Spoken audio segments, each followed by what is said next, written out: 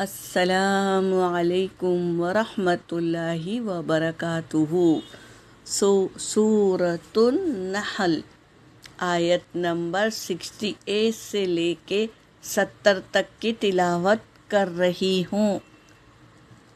اعوذ باللہ من الشیطان الرجیم،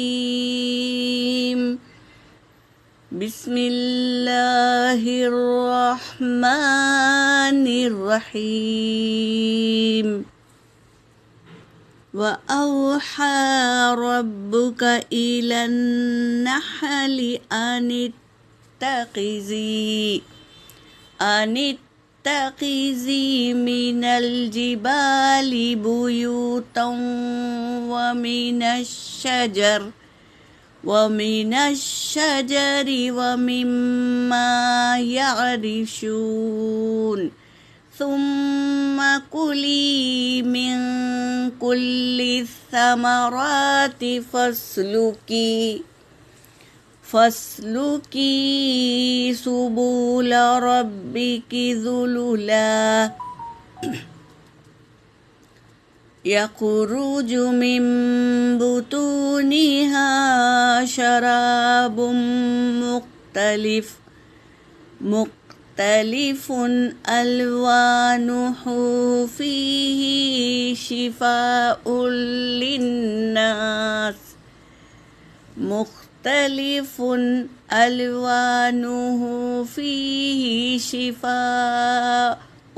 لِّلنَّاسِ إِنَّ فِي ذَلِكَ لَآيَةً لِقَوْمٍ يَتَفَكَّرُونَ۔ وَاللَّهُ خَلَقَكُمْ ثُمَّ يَتَوَفَّاكُمْ وَمِنكُم مَّن يُرَدُّ إِلَى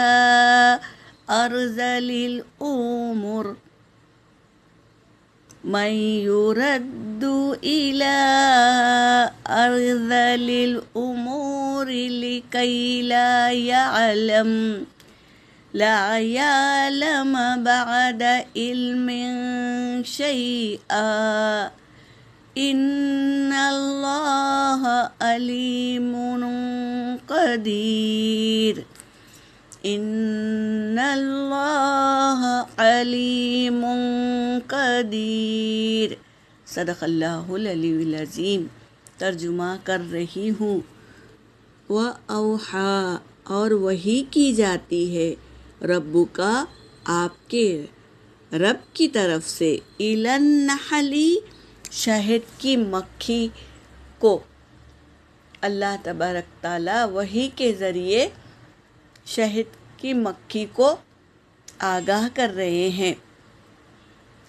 أَنِ اتَّخِذِي یہ کہ تو بنا، من الجبالی پہاڑوں میں، بیوتا اپنا گھر تو پہاڑوں میں بنا، وَمِنَ الشَّجَرِ اور شجر یعنی درخت پر بنا، مِمَّا يَعْرِشُونَ اور اس میں جو چڑھی جاتی ہے یعنی بیلوں پر بنا۔ کیا حکم دیے؟ پہاڑ پر گھر بنا اور درخت پر اونچائی پر بنا، اور بیلوں پر جو چڑھتی ہے اونچائی پہ تو اس پر درخت بنا، یہ حکم دیے ہیں۔ شہد کی مکھی اللہ کے تابع داری میں کام کرتی ہے۔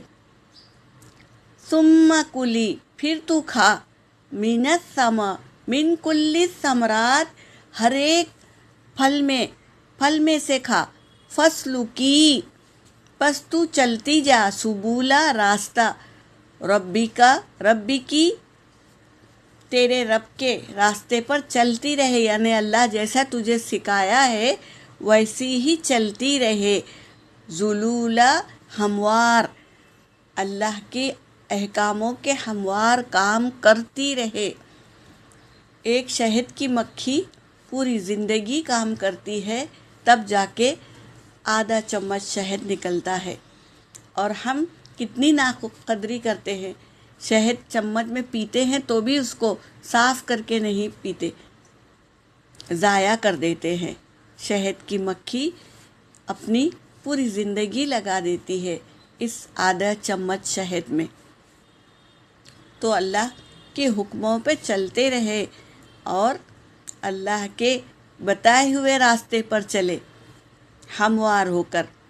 یخرجو وہ نکالتا ہے، من بطونہا ان کے پیٹوں میں سے، شراب مختلف مختلف پینے کی شربت، الوانہ ان کے مختلف کلر بھی ہوتے ہیں شہد کے، فیہا اس میں، شفاء للناس لوگوں کے لیے شفا ہے۔ اس شہد میں اللہ تبارک تعالیٰ نے لوگوں کے لیے شفا رکھا ہے، ایسی چیز ہے شہد۔ ان فی ذالک اور بے شک اس میں، لآیۃ لقوم یتفکرون البتہ نشانیاں ہیں اس قوم کے لیے جو غور و فکر کرتے ہیں۔ شہد کی مکھی میں نشانیاں ہیں غور و فکر کرنے کی، وہ اللہ کے حکموں کے تابع ہوتی ہے اور اللہ کے حکموں کے ہموار اپنی زندگی گزارتی ہے، تو اس میں غور و فکر کرنا چاہیے۔ واللہ اور اللہ، خلقکم تمہیں بنایا، ثم پھر، یتوفاکم تمہیں فوت کرے گا یعنی موت دے گا، ومنکم اور ان میں سے، من یردو جو لوٹایا جائے گا، الی ارذل عمر یعنی ناکارہ عمر کی طرف، بڑھاپے کی طرف۔ بہت جب انسان ضعیف ہو جاتا ہے نا، اس کی طرف لوٹایا جائے گا۔ اللہ نے اگر تمہیں عمر دی ہے تو تم بڑھاپے پر پہنچ گئے ہیں، لِكَيْ لَا يَعْلَمَ یہ کہ لا یعلم وہ نہیں جانتا، لا یعلم وہ نہیں جانتا، بعد علم شیئا کوئی علم حاصل کرنے کے بعد کوئی بھی چیز اسے یاد نہیں آتی، کیونکہ وہ ناکارہ عمر تک پہنچ گیا ہے، ضعیفی کی حالت میں ہے، تو اسے یاد نہیں رہتا۔ جو بھی علم سیکھ لیا تو بھی اسے یاد نہیں رہتا۔ یہ کہہ رہے ہیں اللہ تبارک تعالیٰ، ان اللہ بے شک اللہ، علیم قدیر خوب جاننے والا ہے اور خوب قدرت والا ہے۔ اللہ تبارک تعالیٰ ہر چیز کا علم رکھنے پر قادر ہے، یہ بتا رہے ہیں۔ اللہ تبارک تعالیٰ ہمیں عمر دے تو یادداشت والی عمر دے، جو قرآن پاک روز پڑھتا ہے اور اس میں غور و فکر کرتا ہے، محنت کرتا ہے، تو اللہ کبھی اس کی یادداشت کم نہیں کرتے۔ یہ اللہ کی نعمت ہے۔ تو ہم روزانہ قرآن پاک پڑھیں، اس کی آیتوں پر غور و فکر کریں، سمجھیں اور اللہ کے حکموں پر عمل کریں۔ یہاں پر میری آیت ہو گئی۔ وآخر دعوانا ان الحمد للہ رب العالمین۔